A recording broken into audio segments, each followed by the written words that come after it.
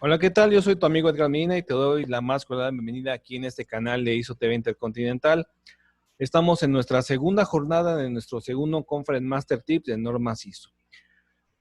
En este momento vamos a nuestra amiga Norquis Hurtado, nos va a hablar del aseguramiento de la validez de los resultados con base a la norma ISO 17025. Adelante, Norquis.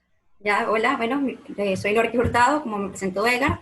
En esta oportunidad los voy a acompañar en el tema de aseguramiento de la validez de los resultados, que es el apartado 7.7 de la ISO 17025, que es la norma de requisitos para laboratorios de ensayo y calibración.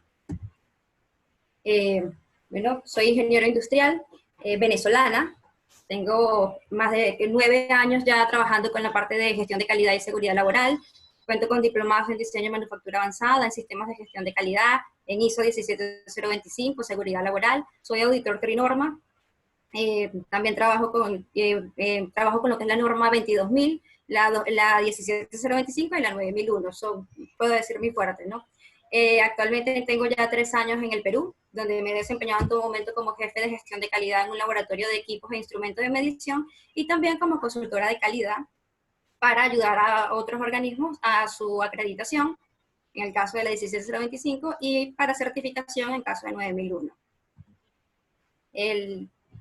Les voy a hablar en esta oportunidad algo de lo que es las generalidades de la ISO 17025 para entrar un poco en el tema, las referencias, ciertas definiciones para poder hablar de lo que es el aseguramiento de la validez de los resultados y, por supuesto, lo que nos dice el apartado 7 de la ISO 17025 en su versión 2017.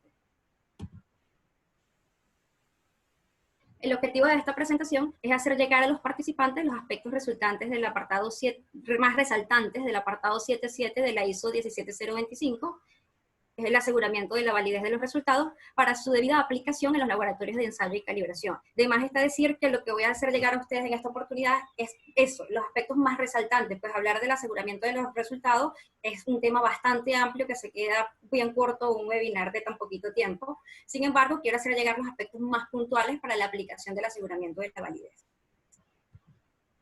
Entonces, a mí me gusta iniciar en todo momento haciendo hincapié en lo que nos dice la norma en su objeto y campo de aplicación. Nos dice, esta norma técnica especifica los requisitos generales para la competencia, la imparcialidad y la operación coherente del laboratorio. En la versión anterior de la norma, podíamos ver que ella hacía su mayor énfasis era en la competencia técnica. Sin embargo, ahora nos dice claramente competencia, imparcialidad y la operación coherente de los laboratorios. Cuando hablamos de competencia, evidentemente nos referimos al personal que tiene que estar competente para poder realizar lo que son las actividades inherentes al laboratorio, bien sea de ensayo o de calibración. La imparcialidad siempre ha estado inmersa en la ISO 17025, sin embargo, en esta versión es mucho más profunda. Y la operación coherente del laboratorio, yo la describo yo hago un trinomio para la operación coherente del laboratorio, y es que debemos cumplir en todo momento lo que es el equipamiento, el método de la competencia y los resultados. En base a este trinomio, es que les voy a describir lo que es la forma de implementar el apartado 7.7 de esta versión de la norma. Les menciono por acá algunas referencias para la aplicación de la norma y, por supuesto, del aseguramiento. Pues tenemos la ISO 17000, que es la norma de evaluación de la conformidad, que es la de vocabulario y definiciones. Evidentemente, siempre que tenemos una duda en cualquier término de la 17025, pues nos vamos a la 17000, ¿no? La 17043, que es los requisitos generales para los ensayos de actitud, esta es una norma vital que tenemos que tener a la mano si estamos aplicando la 17025 y, por supuesto, si estamos haciendo el énfasis en el aseguramiento de la validez de los resultados. Pues el ensayo de actitud es uno de los requisitos fundamentales. La 17034 es la norma de requisitos generales para la competencia de los productores de materiales de referencia. Y tenemos aquí por algunas recomendaciones, le coloco el NIS, que es donde nos colocan una serie de métodos estadísticos. Cuando hablamos de aseguramiento de la validez de los resultados, la estadística está de lleno en todo momento dentro de este apartado, dentro de este principio. Y les recomiendo también la ILAC G24, o la OIML D10, que es la norma, es una guía de referencia para establecer lo que son las frecuencias de calibración. Tanto para el laboratorio de ensayo o como para el laboratorio de calibración, la empresa debe contar con un programa de calibración de los equipos.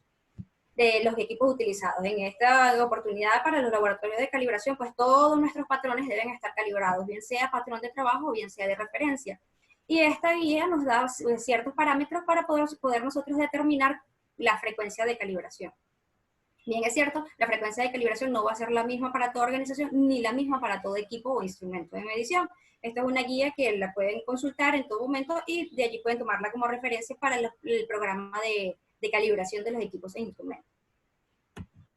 Entonces, para iniciar el tema del aseguramiento, es clave definir tres conceptos. Debemos conocer lo que es la comparación interlaboratorio. La misma norma nos las define como organización, realización y evaluación de las mediciones o ensayos sobre el mismo ítem o ítems similares por dos o más laboratorios de acuerdo a condiciones predeterminadas. La comparación interlaboratorio es lo que muchos conocemos como la intercomparaciones entre laboratorios. Por lo general, esto lo organiza una organización matriz. Por lo menos en mi caso, que me desempeño acá en el Perú, el Instituto Nacional de la Calidad organiza las comparaciones interlaboratorios, donde participamos en un promedio de 5 a 10 laboratorios, de acuerdo a las condiciones predeterminadas, para evaluar el mismo ítem o ítem similar, con el mismo procedimiento o procedimientos similares, de manera que de una u otra forma podemos medirnos como laboratorio, ¿no? La comparación intralaboratorio, la norma nos las define como organización, realización y evaluación de mediciones o ensayos sobre el mismo ítem o ítems similares dentro del mismo laboratorio, de acuerdo con condiciones predeterminadas. La primera hablábamos de una comparación entre laboratorios. En esta oportunidad hablamos de lo que es una comparación intra, es decir, dentro del mismo laboratorio. En este caso lo que hacemos es organizar una comparación para un mismo ítem o ítem similar, puede ser con el mismo método o métodos similares, por lo general se hace con el mismo método. Lo que hacemos es comparar entre diferentes técnicos y por supuesto, por lo general se toma el que es el técnico de mayor experiencia o el técnico que haya pasado la intercomparación para poder medir todos esos resultados de los técnicos con ese, podríamos llamar el técnico matriz o resultados matriz. De esta forma podemos evaluar lo que es métodos y equipamiento dentro del laboratorio. Y tenemos también lo que son ensayos de actitud. Nos dice la misma norma que es la evaluación del desempeño de los participantes con respecto a criterios previamente establecidos mediante comparaciones interlaboratorios. Por lo general la encontramos asociados, comparaciones interlaboratorios o ensayos de actitud. ¿Por qué? Porque de ese informe que nos emite una comparación o una intercomparación, por lo general nos dan una evaluación del desempeño de los participantes. Entonces podríamos decir que participamos en lo que fue comparaciones interlaboratorios y ensayos de actitud. Ya definidos estos tres términos, que vamos a verlo en el resto del apartado del aseguramiento, entramos como tal a lo que es el aseguramiento. Sin embargo, quiero hacer esta pequeña diferenciación. En la versión anterior de la norma, que es la 17025 en su versión 2005, hablábamos del aseguramiento de la calidad de los resultados. Cuando definimos calidad, cuando lo vemos desde el punto de vista de calidad, lo podemos definir como técnicas y actividades del control del proceso operativo para cumplir con los requisitos de la calidad. Sin embargo, como ahorita realmente estamos hablando de resultados que por lo general son numéricos, porque lo que tenemos de un resultado de una calibración o de un ensayo obtenemos un informe con ciertos datos y de una calibración obtenemos un certificado de calibración, el cual lleva consigo errores, corrección, la incertidumbre, por supuesto.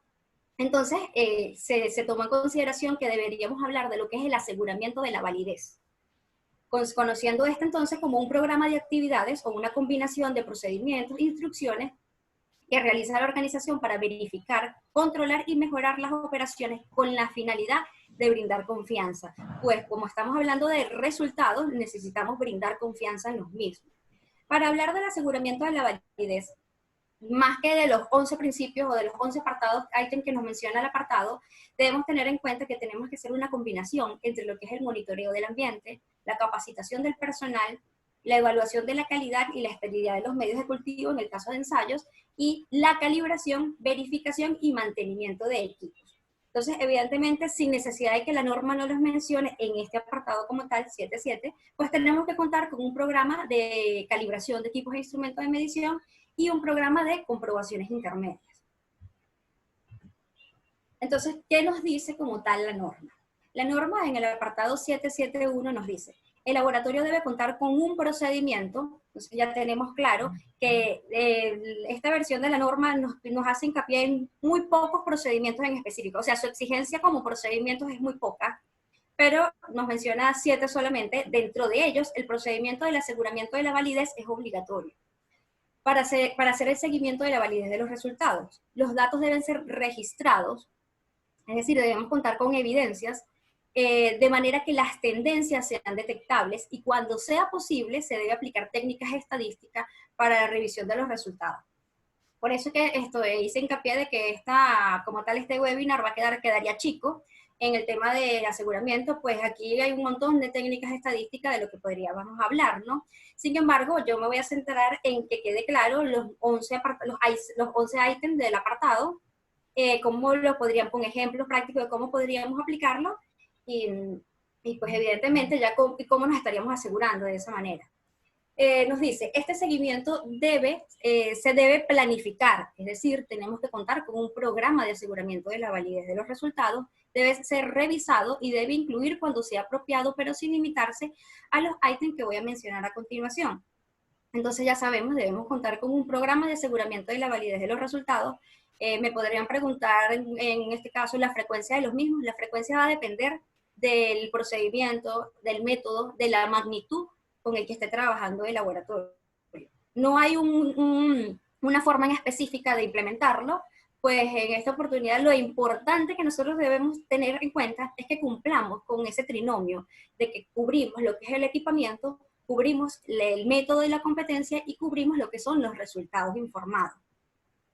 Entonces yo no los hago en el orden, sino que se los describo con el trinomio que les estaba mencionando.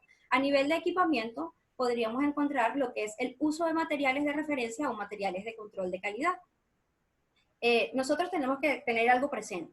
No, los 11 no son obligatorios. Tenemos que sentarnos a analizar cada uno de ellos y ver cuál aplica en nuestro procedimiento, en nuestro método o en nuestra magnitud de trabajo y cómo estaríamos aplicándolo y cuál sería el criterio de aceptación para yo decir, estoy asegurando la validez de los resultados en cuanto a equipamiento, en cuanto a competencia, en cuanto a método. Entonces, la idea es analizarlos cada uno a uno. Claro, quiero acotar que cada país tiene sus directrices diferentes, pues la norma no nos establece ni frecuencia ni nada, nos dice analízalo y ve cuál aplicas y trata de cubrir el aseguramiento de la validez de los resultados con esto.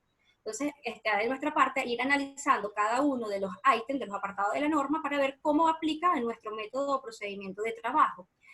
Por ejemplo, la directriz de acá del Perú nos dice en cuanto a algunos en específico cada 12 meses. Pues eso sí va a depender de cada uno de ustedes en el país donde la estén implementando, de qué les indica la directriz, ¿no?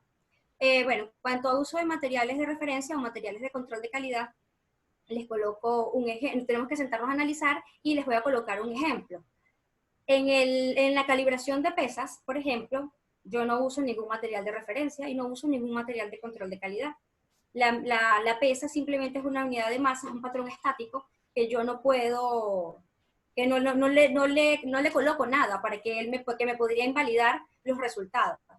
A diferencia de, por ejemplo, si estoy haciendo una calibración de un termómetro, yo utilizo, si es un termómetro dependiendo del procedimiento, ¿no? Si estoy utilizando un procedimiento donde estoy haciendo una calibración de un termómetro por inmersión, o sea, lo someto a fluido, evidentemente utilizo fluidos como el agua, el alcohol, el aceite, dependiendo de las temperaturas que voy a utilizar. Si estoy trabajando a temperaturas altas y utilizo como fluido el alcohol, ya estoy utilizando un material que es objeto a control de calidad. Entonces, evidentemente, nosotros tenemos que hacer ciertas mediciones, como por ejemplo la viscosidad. Si ya un aceite está fuera de su viscosidad está fuera de los controles requeridos de calidad, evidentemente me puede estar invalidando los resultados obtenidos. Lo mismo pasa con el agua. Por ejemplo, en el agua tenemos que medir su conductividad. Si tengo una conductividad fuera de los requisitos de control de calidad, también me invalida los resultados. Entonces, la idea es sentarnos a analizar en el método, bien sea de calibración o de ensayo, qué estoy utilizando yo que me puede invalidar, que sea un material de referencia o sea un material de control de calidad que me pueda invalidar los resultados. Entonces, una vez analizada, pues sí influye. Nosotros establecemos lo que es la metodología, cada cuánto tiempo estaríamos haciendo ese análisis, que evidentemente si hablamos de materiales de control de calidad o materiales de referencia son análisis bien cortos, porque evidentemente un agua puede cambiar sus condiciones de hoy si calibro en 2 semanas. Entonces, evidentemente, si hablamos de materiales, si yo tengo un material de referencia o un material de control de calidad que me influye en la validez, su tiempo es corto. Por lo general, en el caso de termómetros, prácticamente se hacen durante cada calibración, la medición de la conductividad, de la viscosidad, o dependiendo, pues hay algunos que se alejan un poco, que pueden ser un poco más alejados porque no varía. El tema está en el análisis del ítem como tal, en cuanto a qué procedimiento, qué método estoy utilizando. Tenemos el uso de instrumentos alternativos que han sido calibrados para obtener resultados trazables. Cuando hablamos de resultados trazables, evidentemente estamos hablando de algo que es comparable al Sistema Internacional de Medida, que es comparable con otro instrumento y que yo no pierdo esa cadena de trazabilidad, ¿no?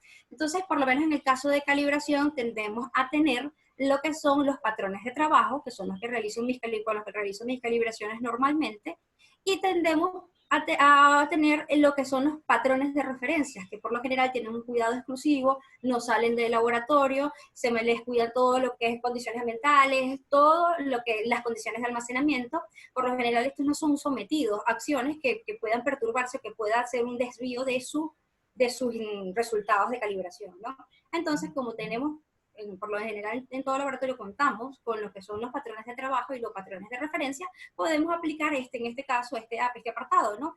Yo hago una calibración con mi patrón de referencia, con mi patrón de trabajo, y hago la calibración a ese mismo ítem con mi patrón de referencia. Hago lo que es una relación de resultados para ver qué tanto se desvían o qué tanto se acercan y poder tener si realmente puedo decir que estoy en mis resultados asegurados. La frecuencia de este método lo pueden establecer ustedes en su programa de aseguramiento. Todo va a depender mucho de qué tantos aseguramientos estemos utilizando. De eso va a depender mucho nuestra frecuencia de aseguramiento, ¿no? De colocar cada uno de los aseguramientos. Tenemos lo que son las comprobaciones funcionales del equipamiento de ensayo o calibración. Las comprobaciones funcionales no nada más la encontramos en este apartado de la norma. También cuando hablamos de equipamiento, nos dice debemos hacer comprobaciones funcionales del equipamiento de ensayo o calibración. Y las comprobaciones funcionales las hacemos en todo momento antes de calibrar, porque realmente nosotros siempre comprobamos si nuestro equipo enciende, si nuestro equipo está dando valores lógicos, si nuestro equipo no está tan desviado, porque por lo general nosotros conocemos el comportamiento de nuestros equipos. Por eso lo calibramos y hacemos lo que son corporaciones intermedias, que lo vamos a ver más abajo.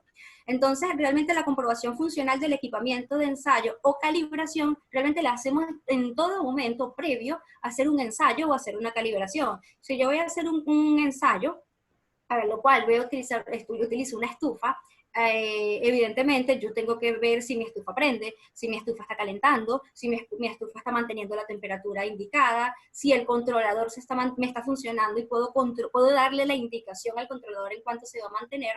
Entonces, evidentemente, estamos hablando de que en todo momento hacemos una comprobación funcional del equipamiento de ensayo o calibración. Cuando hablamos de usos de patrones de verificación o patrones de trabajo con gráficos del control, cuando sea aplicable, pues realmente en este caso estaríamos hablando de los equipos utilizados para hacer los ensayos o nuestros equipos patrones de trabajo, ¿no?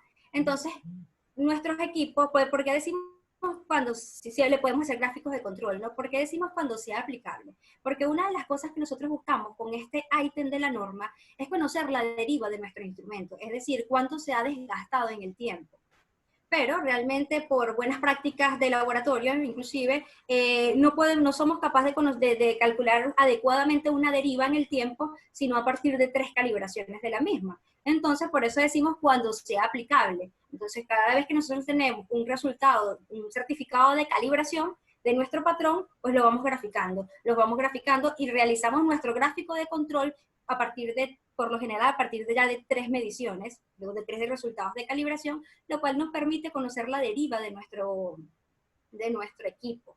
lo que va a permitir inclusive que nosotros podamos modificar nuestro programa de calibración en base a esos resultados. Podríamos extender nuestra calibración o podríamos entender que nuestro equipo ha derivado lo suficiente y que debemos disminuir esos periodos de calibración de los equipos. El tema de la deriva nos permite inclusive conocer si estamos fallando dentro de nuestros laboratorios en las condiciones de almacenamiento, en las condiciones ambientales, en las condiciones de traslado, porque hay equipos que salen y nosotros debemos cuidar su traslado en todo momento. Entonces, cuando conocemos estos valores reales a través de gráficos de control y conocemos la deriva de los equipos, pues nosotros tomamos, el deber ser es, tenemos que tomar acciones. Bien sea porque favorables, decimos en nuestro equipo se ha mantenido. Por ejemplo, pasa mucho con las pesas de menor clase, derivan muy poco y podemos decir, bueno, vamos a ampliar el periodo de calibración. Lo mismo no nos pasa con cuando hablamos de una pesa F1, F2, E1, que son pesas de estricto cuidado y pues si podemos ver que su deriva ha aumentado considerablemente, entonces decimos, aparte de disminuir su periodo de calibración, tenemos que estudiar las condiciones de almacenamiento.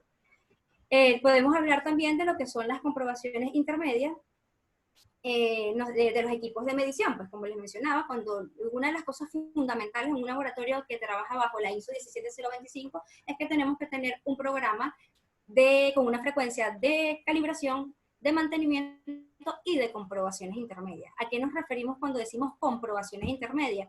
No son más que esas comprobaciones que hacemos entre periodo y periodo de calibración. Por ejemplo, si tenemos un periodo de calibración de un equipo o un instrumento anual, podemos decir que le hacemos 2 comprobaciones intermedias dentro de ese año en que no está siendo calibrado. ¿Qué nos permiten las comprobaciones intermedias? Determinar qué tanto ha desviado o se ha mantenido esos resultados de los valores iniciales, o sea, de nuestro certificado de calibración.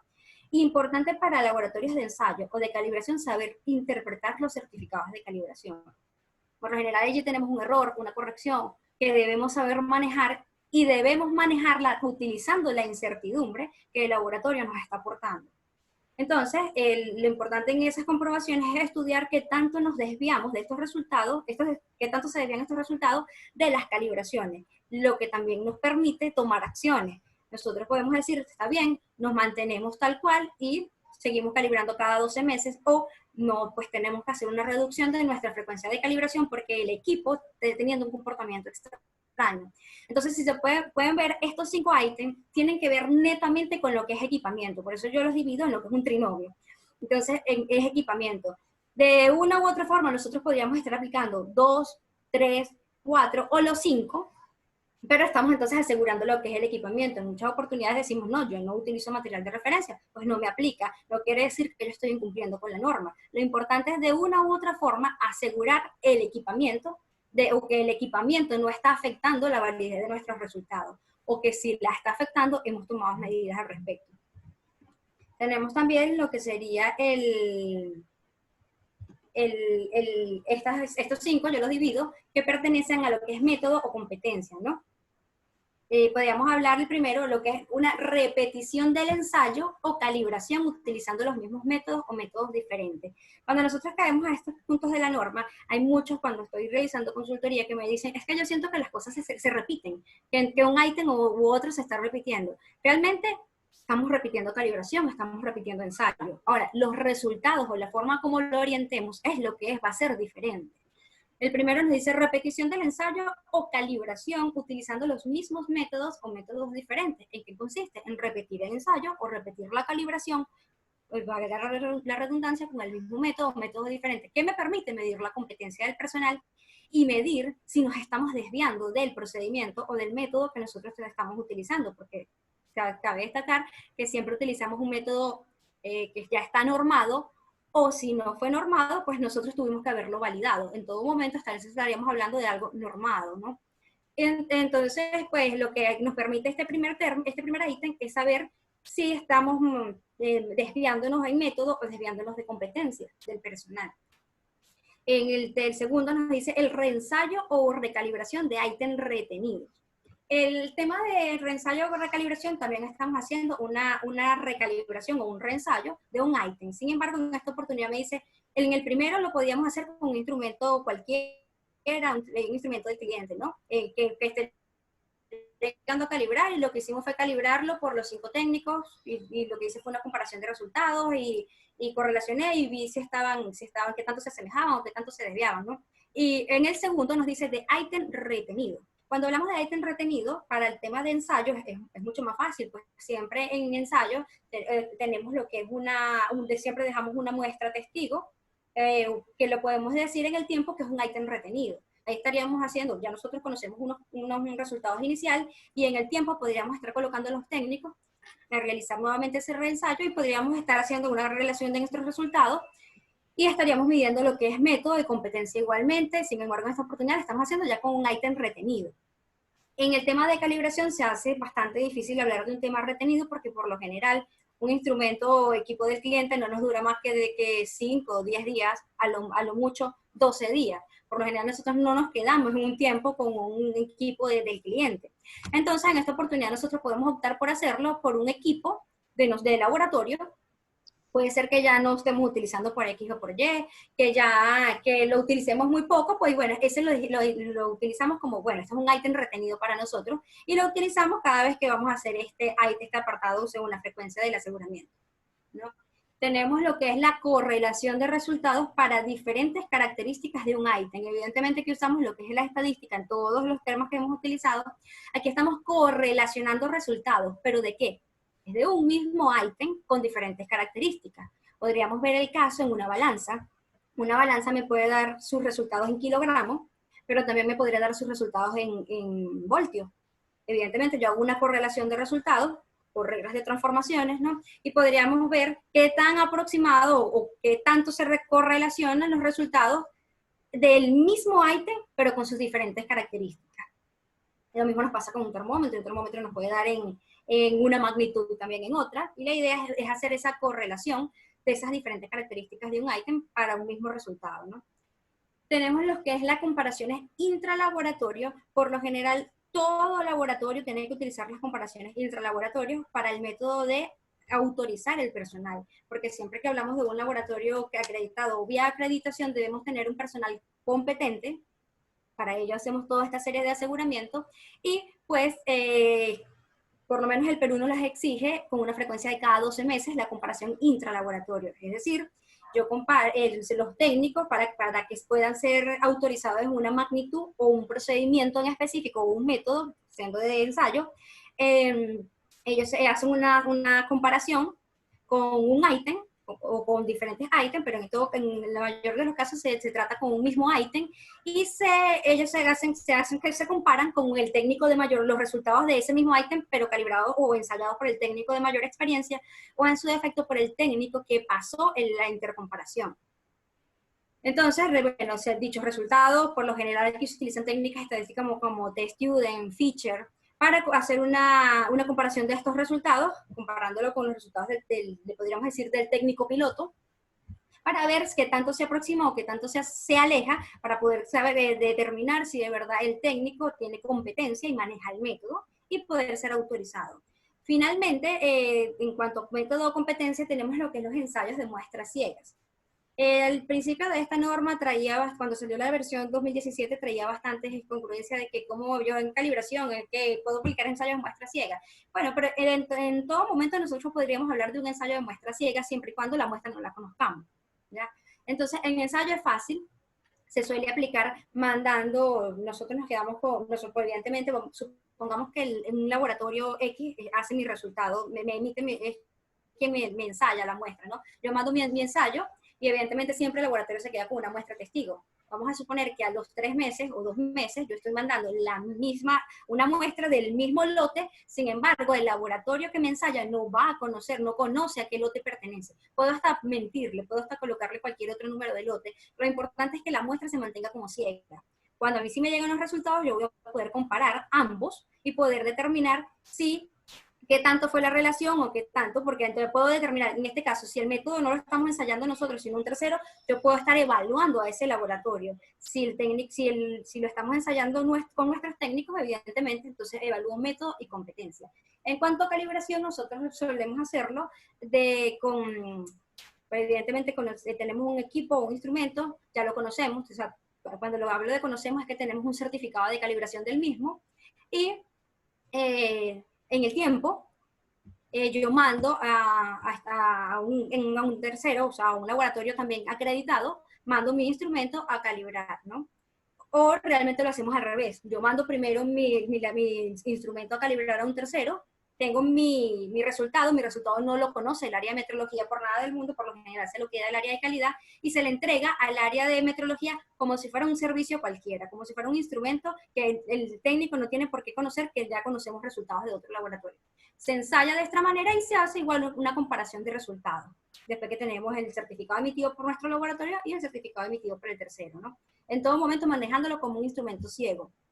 Y por último, tenemos lo que es resultados. A nivel de resultados, la norma nos tiene un solo ítem nada más que nos dice revisión de resultados informados.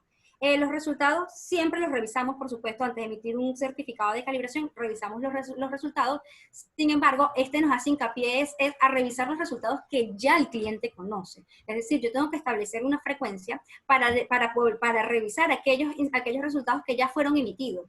Me permite a mí conocer en el tiempo si yo tengo desviaciones, si por X o por Y aquí me equivoqué y tengo que hacer correcciones, tengo que mejorar en cualquiera de los aspectos ya mencionados, pero me permite poder hallar a través de resultados ya informados la tendencia de mis resultados, bien sea para bien o por si hay que necesidad de hacer mejoras. Por último, hablamos de lo que fueron los 11 apartados. La norma nos dice en el 772 que el laboratorio debe hacer seguimiento para su desempeño, ¿no? Este seguimiento se debe planificar y revisar. Por lo general, algunas directrices de cada país ya nos dice esta planificación cuánto tiempo es. Por ejemplo, el Perú nos dice cada 2 años obligatoriamente tienen que pasar ensayos de actitud o comparaciones interlaboratorios.